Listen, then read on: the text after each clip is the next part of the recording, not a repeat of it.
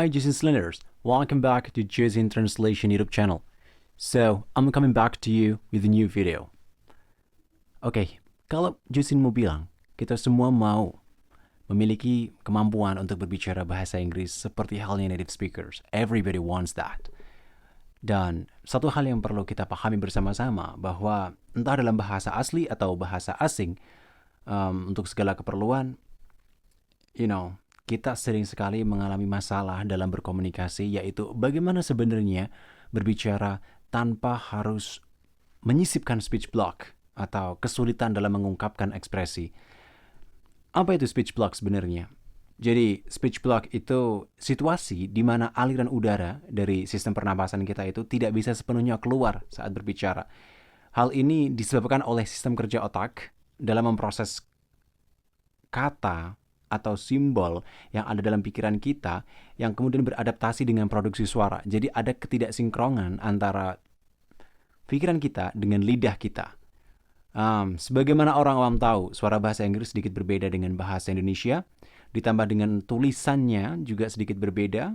Jadi ini cukup memusingkan terkadang. Kita sudah menghafal kosakata, akan tetapi kita kemudian tidak bisa menggunakannya dengan baik sebab kita tidak punya bayangan suara seperti apa yang seharusnya diucapkan. Dan kali ini Jason akan bahas bagaimana cara mengatasi speech block. Oke. Jadi bagaimana cara mengatasi speech block ini? Kita akan mulai dari bentuk-bentuk dari speech block. Sebenarnya ada beragam bentuk speech block dan kita bisa jelaskan seperti halnya berikut. Yang pertama, word repetition atau pengulangan kata. Pengulangan kata ini terjadi biasanya diakibatkan ketika kita terlalu menggebu saat berbicara.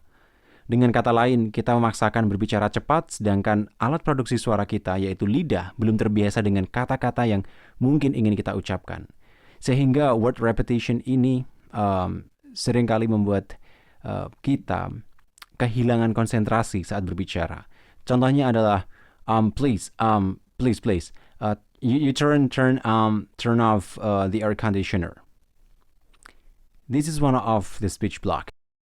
Dan yang kedua adalah prolongation. So, perpanjangan. Prolongation ini situasi di mana kita memanjangkan suara konsonan saat berbicara.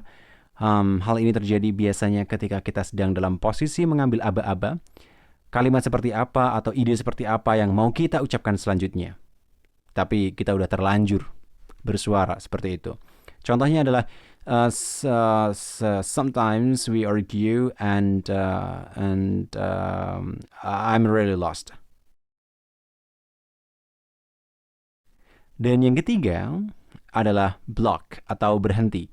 Block ini adalah situasi di mana kita berhenti di tengah pembicaraan. Biasanya terjadi ketika kita mau melompat dari kalimat satu ke kalimat yang lain. Contohnya, my goodness, you don't drink anything. I think I need to tell Mama. So, itu adalah common speech block yang sering terjadi saat belajar bahasa Inggris mencoba untuk beradaptasi dengan speaking. Untuk itu, kita akan memberikan tipsnya.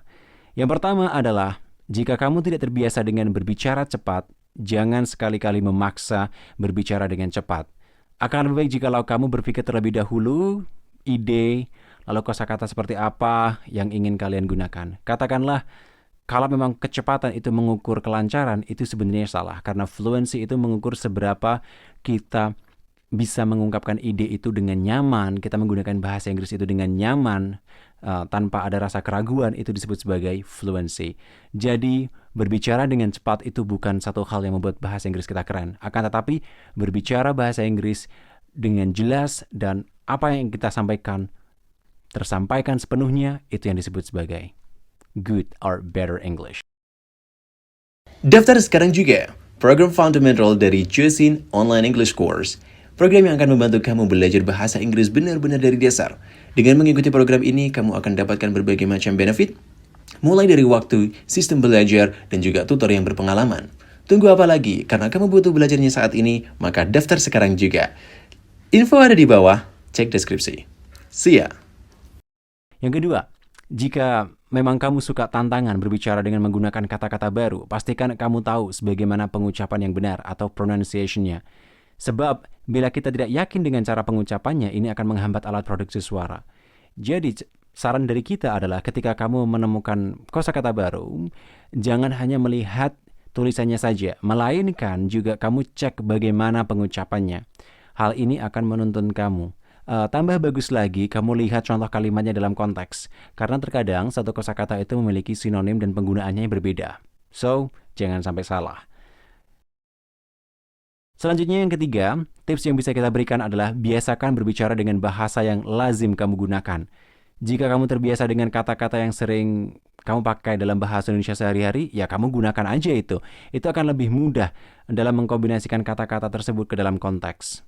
Karena dalam bahasa Indonesia pun juga, kita kalau tidak terbiasa dengan kata-kata tertentu atau specific word, kita juga akan kesulitan. So, akan lebih baik kamu gunakan bahasa dan kata-kata yang lazim digunakan.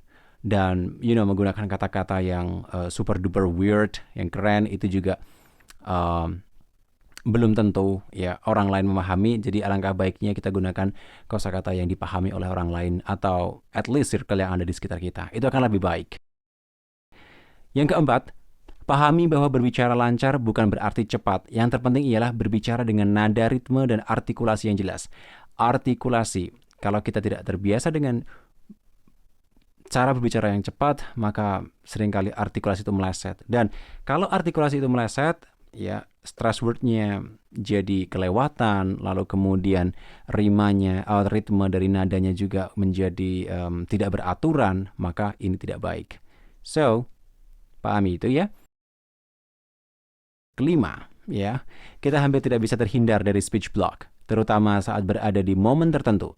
Maka saat terjadi speech block, terutama prolongation, kamu bisa gunakan filler untuk membuat jeda sebelum kamu mulai mengutarakan kalimat ini. Ini akan sangat lebih bagus lagi ketika kita mencoba mengganti jeda dalam prolongation ini dengan menggunakan filler. Filler itu contohnya seperti well, we argue, and yeah, I'm rarely lost. Contohnya seperti itu. Well, we argue, and yeah, I'm really lost. Jadi, itu akan memberikan kalian kesempatan untuk memutuskan ekspresi seperti apa yang ingin kalian ucapkan selanjutnya. Lalu kemudian, yang keenam, kamu bisa mencoba untuk memberi jeda saat akan melompat pada kalimat lain. Kenapa begitu? Kita hanya punya sedikit waktu menentukan, apa yang akan kita ucapkan. Saat kalimat itu selesai, kita diburu mengatakan kalimat yang lain. Tidak seperti bicara dengan bahasa ibu. Di satu sisi, sebelum bicara panjang, bisakah ya kita membiasakan diri untuk membayangkan keseluruhan ide atau break down the idea dengan bahasa yang mudah? Nah, itu akan membuat kamu lebih bisa menggunakan bahasa tanpa harus bersusah payah. Jadi, ini sangat penting sekali. Dan yang terakhir, yang ketujuh adalah sering-seringlah berbicara menggunakan bahasa Inggris dalam segala bentuk kondisi. Baik itu mungkin berbicara dengan satu orang, monolog, dialog, meminta pendapat, meminta tolong, mendeskripsikan sesuatu. Semua kondisi itu perlu sekali kamu coba.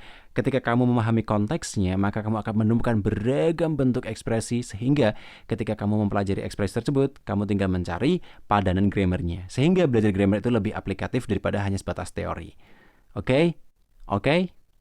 That's good. Hal ini buat kamu untuk merasa nyaman menggunakan bahasa Inggris sebab bahasa baru akan cenderung sulit diucapkan ketika kita tidak sedang dalam keadaan relaxed.